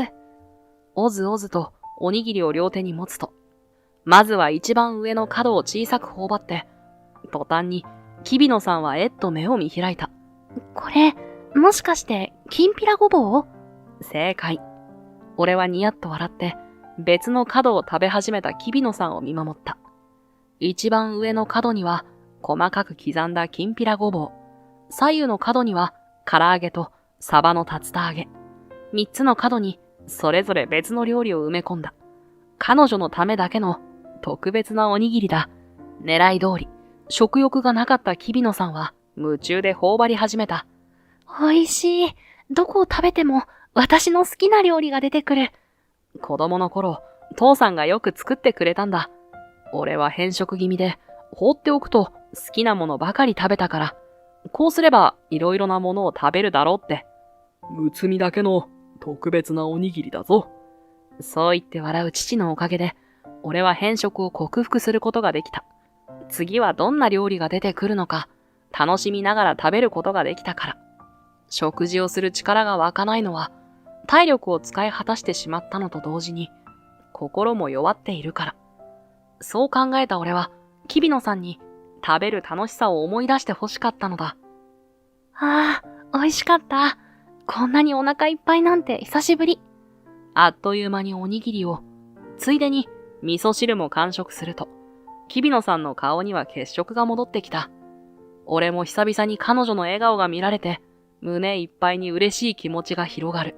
すると、キビノさんはぽつりとつぶやいた。売っていたらいいのに。え？こんなおにぎりが売っていたら、私なら毎日買っちゃう。だって美味しくて、面白くて、忙しい時でも手軽にいろいろな栄養が取れるもの。確かに。大きなおにぎりを片手に、オフィス街を闊歩するスーツ姿のキビノさん。想像するとおかしくて、思わず吹き出しそうになる俺。するとキビノさんは顔を輝かせて、突然こちらに大きく身を乗り出した。ねえ、柳井さん。このおにぎりをお店の新しい看板商品にするのは？え？ああ、でも、爆弾おにぎりだったかしら。似た商品はすでに。そうだ、ちょっと待ってて。バタバタと急いでリビングを出ていくキビノさん。戻ってきたとき、その手には色鉛筆が握られていた。こうして、この4つを組み合わせれば。あ、さらさらと、キビノさんがメモ紙の上に書き出したアイディア。それは後に、潰れかけていた定食やおにぎりの転機になるのだった。もう売り切れなの？早すぎ。どうやら表の張り紙を見たらしい。店内まで響いてきた女性の声に、厨房の俺はすみませんと心の中で頭を下げた。せわしなく手を動かしつつ、顔にはこらえきれない笑顔を浮かべて。キビノさんのおかげだな。きっと彼女も今、会社で頑張っている。そう思えば、あと100個でも1000個でもおにぎりを握れそうだ。注文いいですか？すいません。店内から次々に上がる。老若男女、様々なお客の声。客席はカウンターもテーブル席も満員。定食やおにぎりは今、開店以来最も忙しいランチタイムを迎えている。その立役者とは、日比野さんが提案してくれた4色おにぎりだ。細かく砕いた梅干しの赤、みじん切りにした青菜の緑、カレー粉の黄色、そして真ん中はシンプルな塩結びの白。4色の小さな三角おにぎりをパズルのように合体させれば、一つの大きな、とてもカラフルな三角おにぎりの完成だ。事前に対策していてよかった。これは大変なことになったぞ。どうにかランチタイムを乗り切れば、俺は連日ヘトヘト。なぜなら、試しに売り出してみたところ、4色おにぎりは予想を超えてヒットしたのだ。特に若い女性を中心に、写真映えすると好評を呼び、1日50個限定のテイクアウト分は毎日30分足らずで完売。また、SNS で店の名前が広がると、メニューを味噌汁とおにぎりのセットに絞ったにもかかわらず、多くの人が足を運んでくれるようになって、すでに一人では店を回しきれないほど、あっという間に、俺は今注目の人気店のオーナーになってしまったのだった。すると、ある日の夜のことだった。同じ商店街で長年営業している様々な店舗のおかみさんたちが閉店間際に訪ねてきて、俺は思ってもみなかった提案をされるのだった。明日から持ち回りで私たちにお店を手伝わせてくれない？え？私たちも私たちの家族もむつみくんには感謝してるのよ。商店街を生き返らせてくれて。そう。この店が一躍人気店になったことで、商店街にも少しずつ人が戻ってきた。おにぎりを買いに遠方から人が来るだけでなく、離れていた地元の人々も商店街の存在を思い出してくれた。このまま錆びれていくばかりだと誰もが諦めていたのに、それは俺のおかげだとみんな口々に言うのだった。本当にありがとうね、むつみくん。だから恩返しにむつみくんを手伝わせてほしいのよ。皆さん、その申し出と同じくらい、みんなの顔が生き生きとしているのが嬉しかった。この光景を父にも見せてあげたい。父は最後まで、この店と商店街のことを心配していたから。こんばんは。今日はとっても賑やかね。日比野さん。ようやく繁忙期を乗り越え、元気を取り戻した日比野さんが、久々に店の方にも顔を出してくれた。すると途端に、おかみさんたちは色めき立った。あらまあ、この辺では見ない子だけど、もしかして、むつみくんのいい人なの？美人さんね。日比野さんにも聞こえただろうか。ニコニコと笑みを崩さないまま、おかみさんたちに挨拶しているけど、俺は気が気じゃなくて、慌ててブンブンと手を振った。違いますよ。ただのお客さんです。そうなの？だけどいい子そうじゃない。応援するわよ。彼女たちには、どうやら俺の思いは、筒抜けらしい。急に恥ずかしくなって、日比野さんの顔をまっすぐに見られない。私、柳井さんが作る料理は全部大好きです。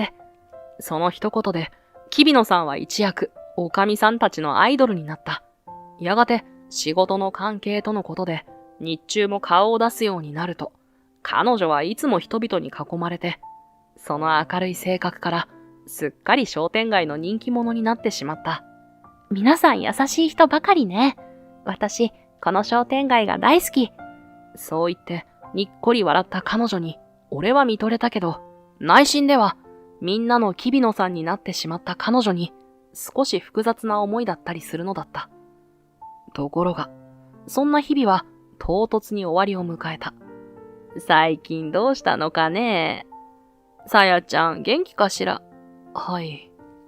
この日、お手伝い当番だった八百屋のおかみさんの言葉に、俺は肩を落としてうなずいた。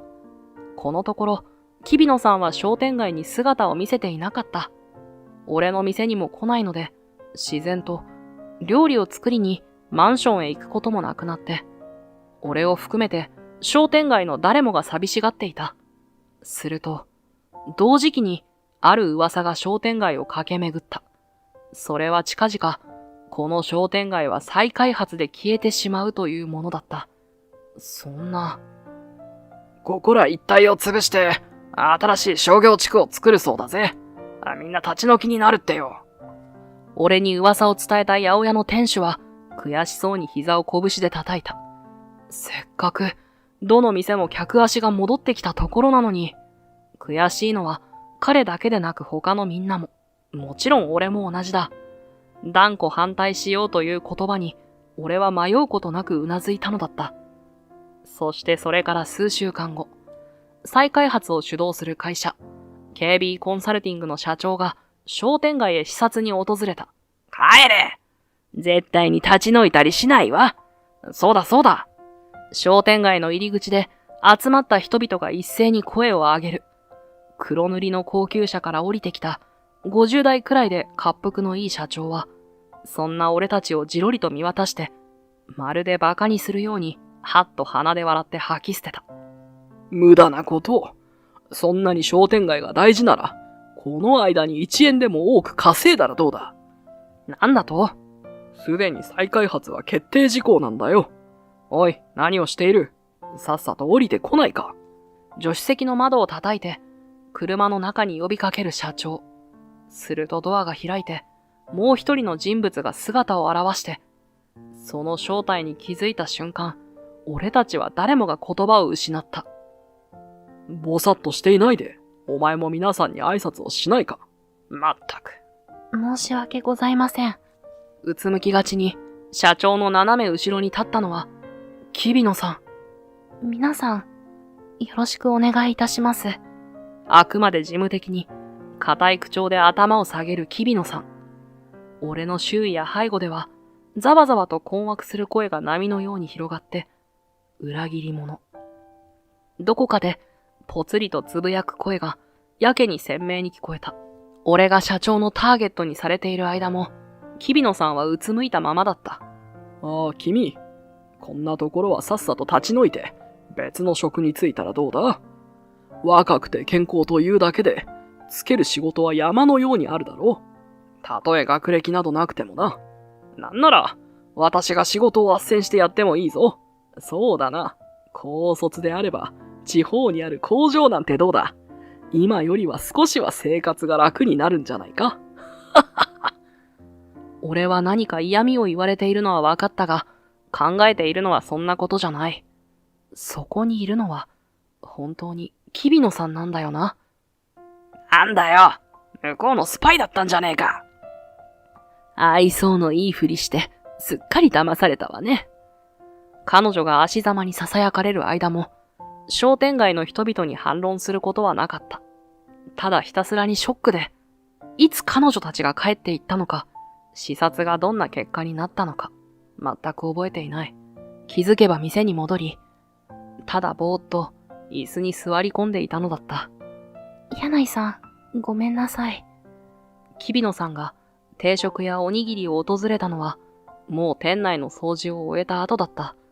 その方には、よく見れば涙の筋がいくつもあって、ここへ来るまでに一体どれだけ悩んだんだろう。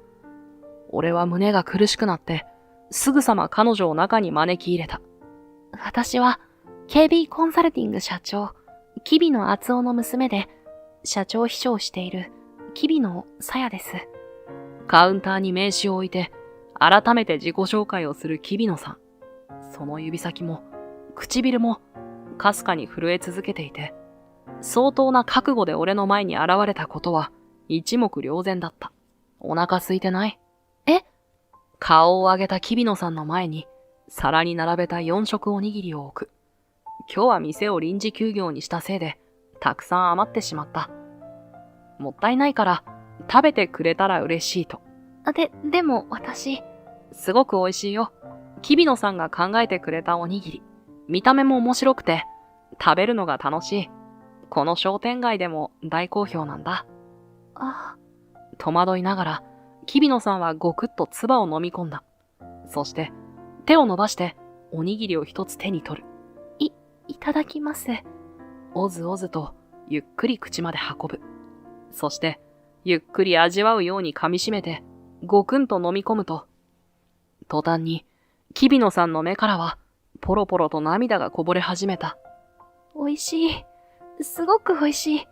柳井さんのおにぎり、本当はずっと食べたかった。俺も、キビノさんに食べて欲しかったよ。この店は、キビノさんのおかげで助かったんだから。でも、私、もう二度とここには来れないって、皆さんを騙して、あんなに怒らせて、謝っても、もう許してもらえないかもって。はい、味噌汁も。今日はネギと油揚げだよ。美味しい。ごめんなさい、柳井さん。皆さん。こぼれる涙も、日比野さんの手も止まらない。泣きながらあっという間におにぎりを完食して、味噌汁を飲み干すと、ようやくほっと和らいだような表情になった。やっぱり、俺は食べている時の日比野さんが好きだ。彼女のことが好きなのだと、何があっても、もう気持ちをごまかすことはできない。再開発計画は、もう半年以上も前から始まっていたの。私は、父に命じられて。最初は、この商店街が再開発計画の対象だとは知らなかった。たまたま夜でも開いている店を探していたら、大好物のおにぎりと味噌汁を食べられるというこの店を発見して、すっかり常連になった頃、社長にしばらく昼間の様子を偵察しろと命令された。だから彼女は一時期、日中も商店街に姿を見せていたのだった。嘘をついて、柳井さんや皆さんを騙していたのは、本当。でも、この商店街や皆さんを大好きになったのも本当なの。いつも温かくて、とっても優しくて、途中から自分の気持ちに嘘をつけなくなった。この商店街がなくなるなんて、本当は私も嫌。それは、お父さんに逆らうってこと？あ、俺の問いかけに、日比野さんはビクッと肩を震わせた。昼間の様子からも、なんとなく父親に萎縮しているような気配があった。きっと普段から社長の言葉が絶対なんだろうと。できるの？あのお父さんに逆らって、俺たちの味方になることが。それは、すごく難しいかもしれないし、とっても怖いけれど。もっと怖いことがある。それは、この商店街がなくなってしまうことだと。俺の目をまっすぐに見て、日比野さんはきっぱりと言い切った。父はワンマン社長で有名なの。自分と違う意見の社員は次々に辞めさせて、恐怖で会社を支配してる。私もこのままだと会社を辞めることになるかもしれない。きっと実の娘にも容赦はしないわ。もしかすると感動かも。そうなったらあのマンションも取り上げられてしまうわね。それは、そんなことを言われたら、こっちの味方をしてほしいなんて言えない。俺が返事に困っていると、日比野さんは不意にクスッと笑った。それでも、私は柳井さんたちの味方をしたいの。この商店街が本当に大好きだし、このお店の美味しさに惹かれて、やっぱり大好きになったのも本当だから、それに、大好きな人の味方をしたい気持ちには、もう嘘をつけないから。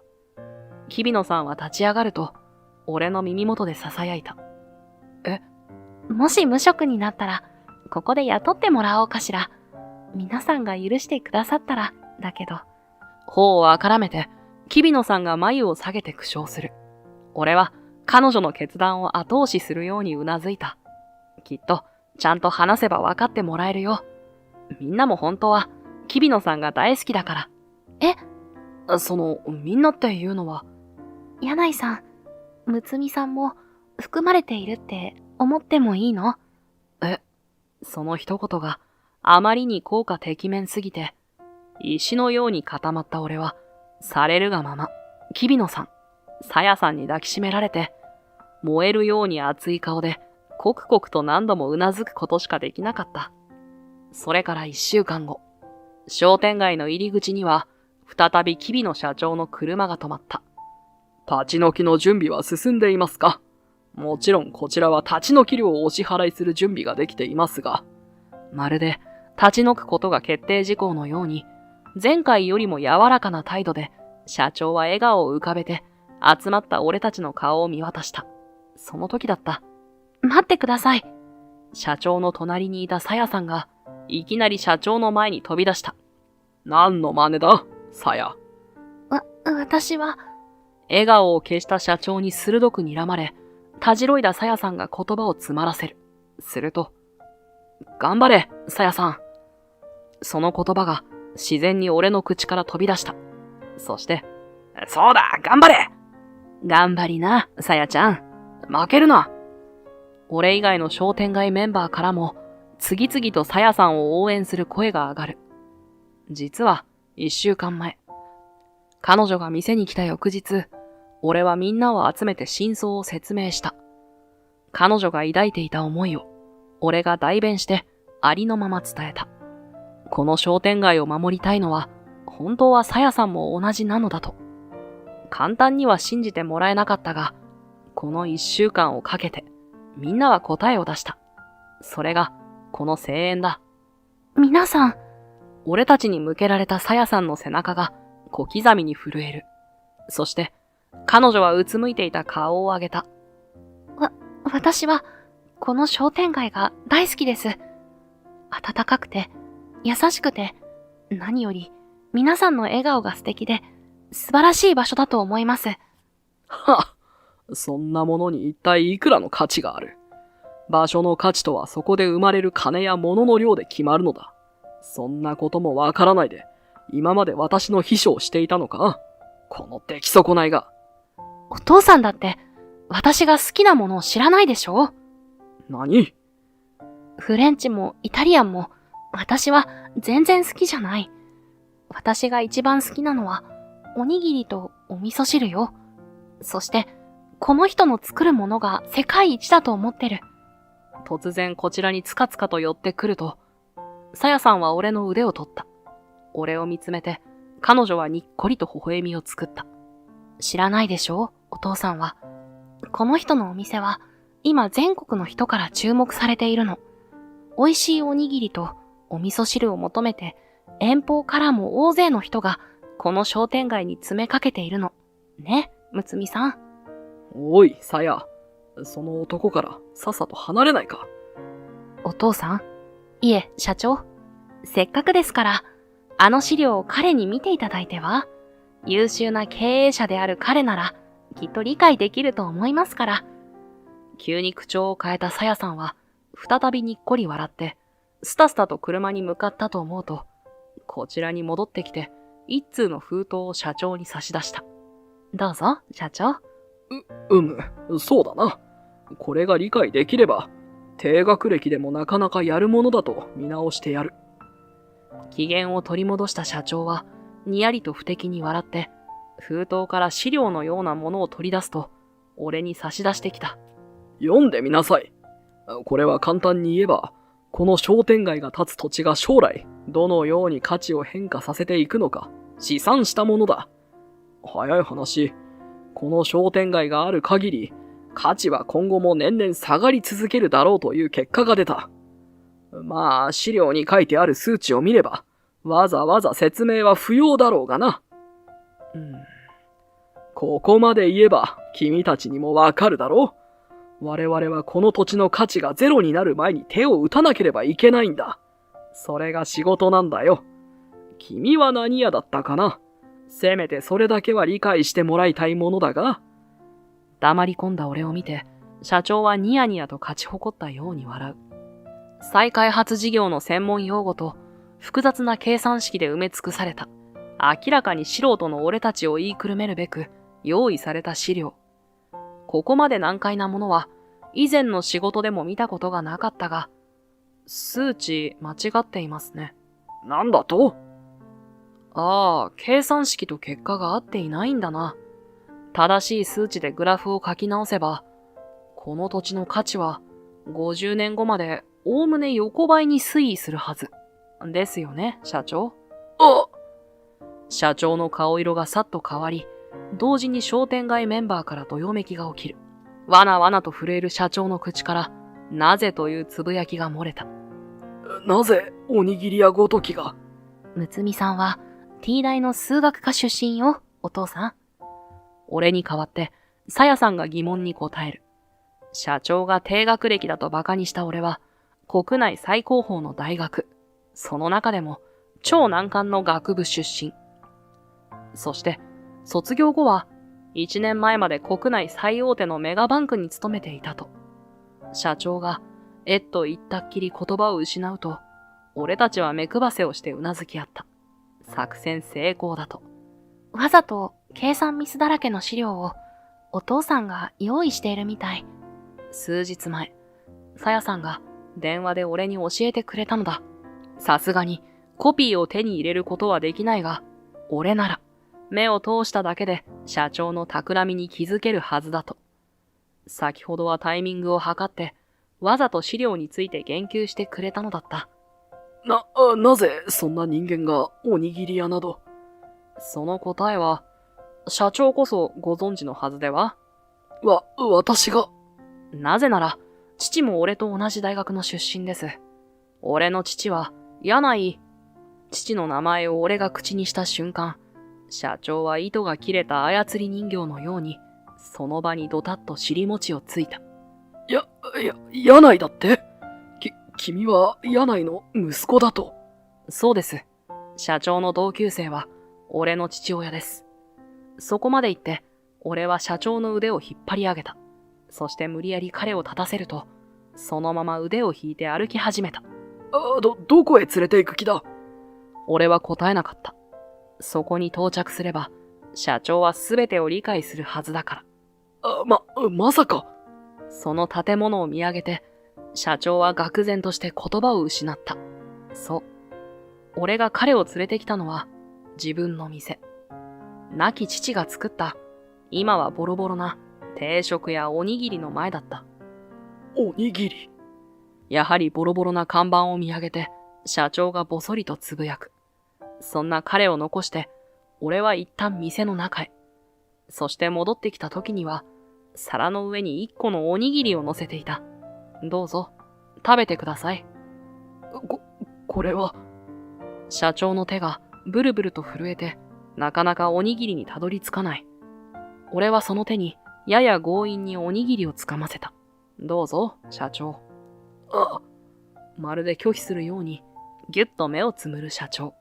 けれど、やがて意を決したように、大きくガブッと頬張った。すると、途端に大きく見開かれた目。その両側から、ポロリと雫がこぼれた。柳井の塩むすびだ。父のレシピですから。この塩加減が一番米の甘みを引き立てて、誰が食べてもうまいんだと、最後まで口癖のように言っていました。最後、まさか彼は。はい、1年前に、父がすでに他界していることを告げると、社長は全身がわなわなと震え始め、危うくおにぎりを地面に落としかけた。残りを押し込むように急いで頬張ると、ごくんと飲み込んで、許してくれ。私が悪かった、柳井。定食やおにぎりに向かって、社長は地面に額をつけて土下座したのだった。社長と俺の父は大学の同級生で友人だった。父は昔からおにぎりを作るのが得意で、社長は父が住んでいたアパートに押しかけては父にねだった。おにぎりを握ってくれよ、柳井。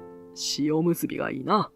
何の変哲もない塩むすびなのに、あいつが作るものだけは、なぜか特別にうまかった。これなら店が出せるぞと、いつも二人で冗談のように。だが私は。大学卒業が近づくと、社長は本気で一緒におにぎりの店をやらないかと持ちかけた。父の腕、そして自分たちの頭脳があればきっと成功するはずだと。そして、二人でアルバイトをして資金を貯め、足りない分は金融機関に借りて、店をオープンする準備を整えた。そして、晴れて大学を卒業すると、社長は父を裏切り、自分の故郷に帰ってしまった。実家に連れ戻されたんだ。起業など許さない。お前は会社を継ぐのだと。私は最後に柳井へ謝ることもできずに、両親と折り合いの悪かった私を、彼はいつも励ましてくれたのに、散々救われておきながら、私は。とうとう地面に突っ伏して、社長は泣き崩れた。悪かった。許してくれ柳井と繰り返しながら。それは、父との約束を反故にしただけでなく、父だけに借金を背負わせたことへの後悔でもあった。父がどれだけ苦労することになるか、想像できたからこそ、社長はずっと後悔を抱えたまま生きてきたのだ。確かに父は、この店を持つまで働き詰めだったそうです。その時に負った怪我が元で、ずっと体が弱くて、本当なら、もっと長生きできたかもしれない。すまない。けれど、その間に母と出会いました。二人でこの店を持って、やがて俺が生まれました。決して辛いことばかりの人生ではなかったはずです。社長が涙に濡れた顔を上げる。俺は父の分も彼に微笑んでみせた。どれだけ大変な時でも、厨房に立つ時は必ず笑顔だった。そんな父が、俺は好きだったから、俺も守りたいと思ったんです。キャリアをすべて捨ててでも、父が大切にしていた場所を、自分も笑顔を絶やさず、たくさんの人を笑顔にしていた店を、父も、きっと社長も、辛いことと嬉しいことが同じくらいあったはずです。そして父は、社長が塩むすびの味を覚えていてくれたことが、何より嬉しいはずだから、もういいですよ。社長の背中に手を当てて、彼を許す。きっと、父もこうしたかったと思うから。ああ、思い出したよ、柳井。再び、ボーダの涙を流しながら、社長は天国の父に呼びかけた。一緒に店をやりたかった理由を、ようやく思い出せた。柳井のおにぎりを食べた時の嬉しさを、たくさんの人と分け合いたかったからだった、と。君にも、すまなかった、むつみくん。ふらふらと立ち上がり、商店街の入り口に向かって引き返しながら、社長は謝罪の言葉に、こう付け加えたのだった。いずれ、必ず恩返しをする、と。その後、謝罪の気持ちと、それから再開発計画の見直しを、自ら俺たちへ伝えるために、吉備の社長は再び商店街を訪れた。その時の社長は、もう高圧的で傲慢な以前の彼とは別人のようだった。俺たちと同じ目線に立って、きちんと理解してもらおうと、苦労して言葉を選んでいるのが伝わってきて、商店街メンバーは、きっと俺を含めて、全員が彼を許したはずだ。新たな計画は、皆さんのための再開発です。私は、すべての面で皆さんの味方になりたい。その言葉通り、社長は全面的に商店街の願いを尊重してくれた。どこにも追いやられず、これからも今の場所で生活を続けたい。それが第一の願い。その上で、訪れてくれる人が安心して買い物をできる場所でありたい。そんな第二の願いを聞いて、社長は提案してくれた。商店街の老朽化した箇所は改修工事を行い、同時に最新の耐震構造を組み込むこと。アーケードなど、この商店街を象徴するような構造は、できるだけ形を変えずに残すこと。そして、再開発プロジェクトのリーダーは、彼女に任せたいと思っています。私も知らないところで、随分と成長していたようなので。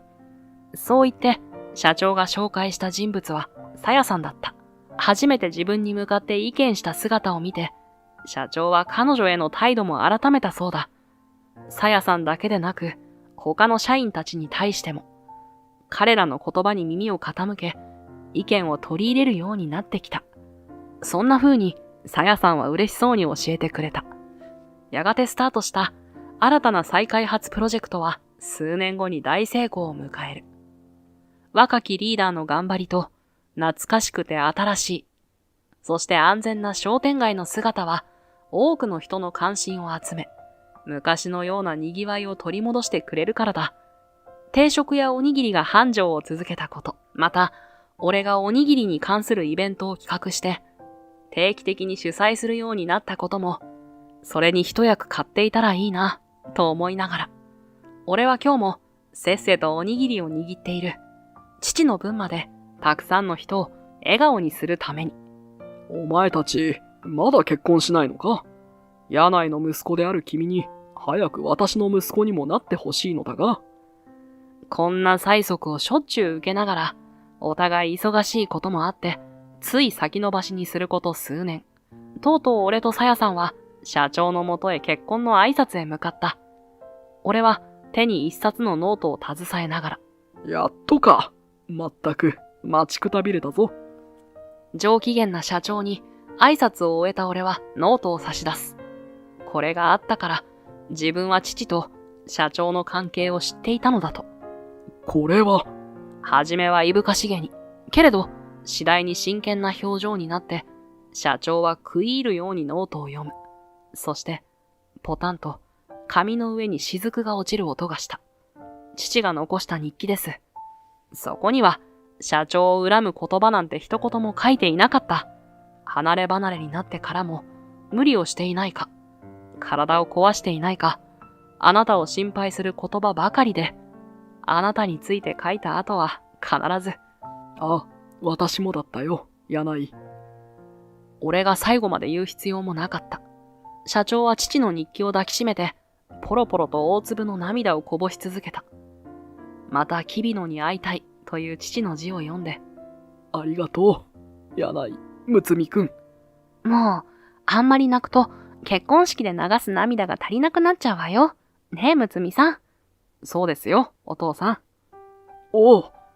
俺の言葉で、さらにぶわっと涙を溢れさせた社長を見て、俺とさやさんは顔を見合わせて、幸せだねと、二人一緒に笑ったのだった。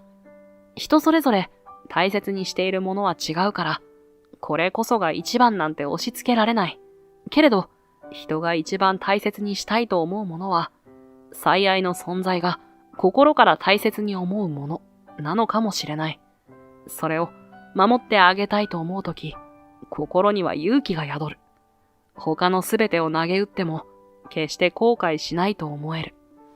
どこへ進むか迷ったときは、自分の心が示す方へ進もう。